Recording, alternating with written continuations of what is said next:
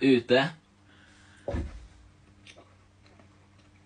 Voi sanoa, että sä oot terästä jätkä, jos sä pistit niellä. Ei mitään. Oikeesti?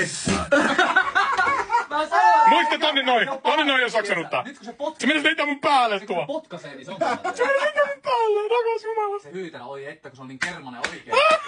Ai. Mä sanoin. Se ei tule ole helppoa. Mä voin sanoa, se hyytää on ihan paljon. Joo, se on 3 vuotta ollut jätkä. Mä sanoin, se on jo helppo juttu oikein.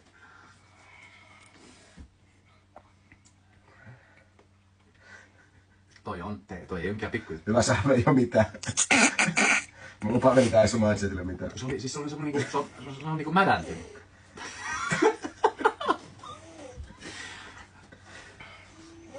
Vittu on kyllä ilmassa semmoset aromit nyt jätkä, et...